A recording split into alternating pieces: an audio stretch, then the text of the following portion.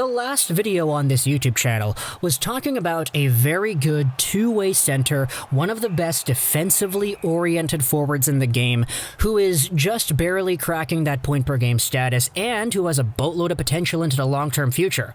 We spoke about how this guy was on the trade block, or he was wanting a trade, or how teams were asking about him, and just the overall trade scenario with this player. It was Pierre-Luc Dubois, if you hadn't connected the dots already.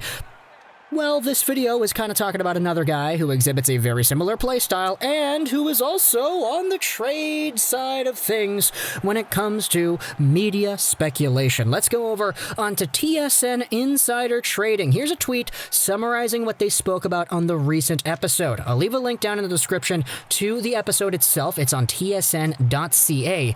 But the tweet goes over why NHL teams are calling the Florida Panthers about Aleksander Barkov. Now, there are a few other things talking about the Panthers. Keith Yandle is included in here. That guy was the active Ironman streak holder who is set to being scratched because he's not good anymore at what he does. So that's very unfortunate to see. But the big news I wanted to talk about was Aleksander Barkov. Again, link in the description to the video. But if you want to go over why exactly Barkov is in this spot where he's being mentioned on TV, national television, that teams are asking for him. Hey, let's go over on NHL Watcher's Twitter account where he summarizes what exactly Frank Seravalli says on the Insider Trading show. I'm told a number of teams have made inquiries to GM Bill Zito over the last number of weeks to check out Barkov's availability. When asked, Zito said on the record he wanted to be clear that he has no intention of trading Barkov. Now hold up. GMs have lied before.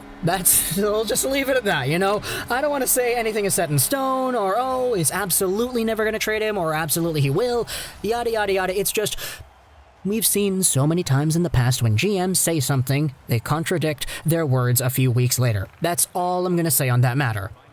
The next tweet over here from NHL Watcher highlights what Seravalli says about why teams are calling him, and the reason teams are calling is because they are skeptical that the 24th player on the TSN rankings of trade bait will re-sign with the Florida Panthers when his contract expires in 18 months.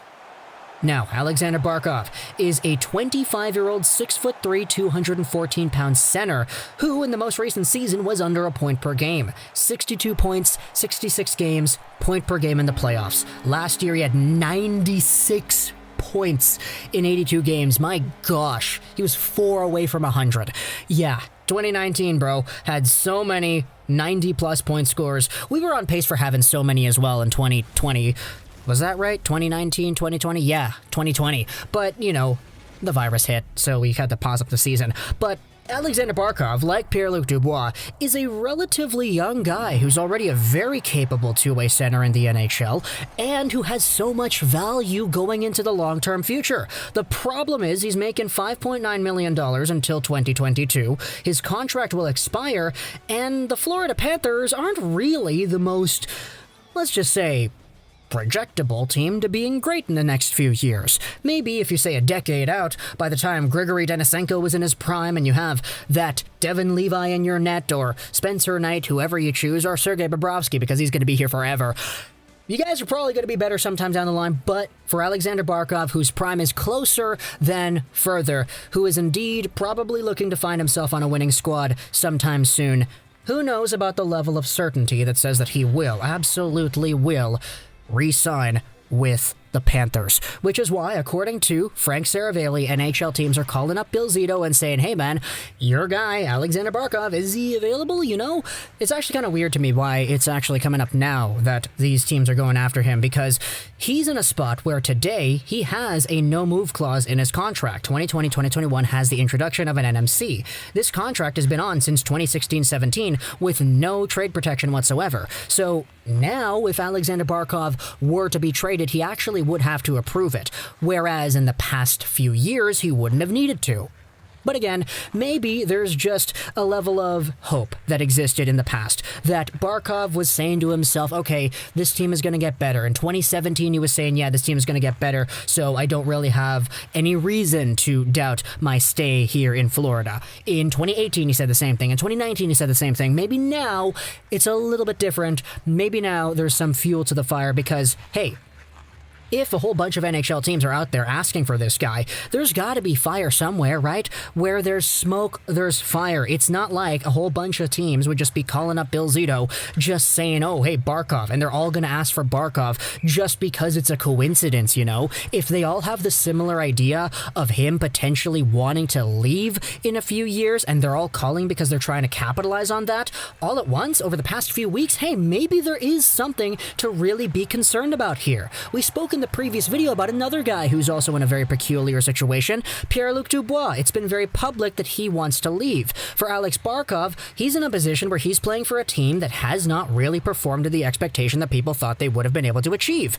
Even with that big, expensive Sergei Bobrovsky, they still didn't really show up.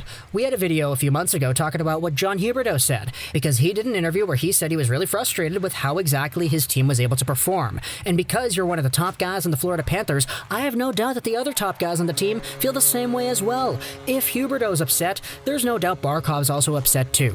Barkov had 96 freaking points in 2019, and this is a guy who was not even in the playoffs that year. That's a disgrace. This team was barely able to hold their own in the play-in series, and Barkov was a point per game there.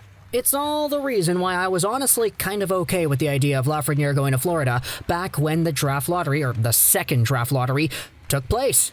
I was saying it the entire time, man. Nashville, Minnesota, Florida. I'd be okay with those three teams getting Lafreniere because those teams need a star. Barkov's a star, Huberdeau's a star, but they're still not great. It would have been great to see a Lafreniere or somebody take over the Florida Panthers, become the face of the franchise, the same way that Roberto Luongo had been, for example. But I know there are some very good players over there in Florida, and you guys have some good prospects. I'm a very big fan of Grigory Denisenko, and some of the guys who got in the draft this year, oh my goodness, Michael Benning in the mid-rounds, oh, that's a great pickup right there. Anton Lundell's looking like an absolute stud too, but you're going to have to wait a while for that guy to come over and join your squad. You also have Kolyachonok as well, not to mention the Sarah Noel that you have a few years ago. They have some good pieces, but man, for a guy like Alex Barkov, who has been so good for so long already, and who is kind of entering the best shape of his life for his hockey playing career, who knows if he's willing to wait for those Anton Lundells and those Grigory Denisenkos and those Owen Tippett's to come over and become the players that lead this team into the postseason and beyond. So it's kind of a funny commentary, you know? Like, I'm kind of interested in seeing how this develops because we already had some word talking about disappointment in Florida beforehand. So with all that being established, talk to me in the comments what you think about this Alex Barkov situation. Do you think he should get traded? Not that he will or that he could or whatever. I'm asking, if you were Barkov, would you want out? Would you want to wait for Spencer Knight and all these other great players you have in your system to come up and be part of the team? Or would you just say, hey man, just move me already. I want to go to a winning team. I'm 26, 27, 28 years old. I'm scoring 100 points a year, but this team is still dog water, and this big expensive goalie back there isn't really helping. So please, just get rid of me. Would you do it? Would you think that Barkov has the right, and he should exercise that right, to waive that no-move clause and request a trade? Tell me in the comments what you think. I hope you enjoyed this video. And bye.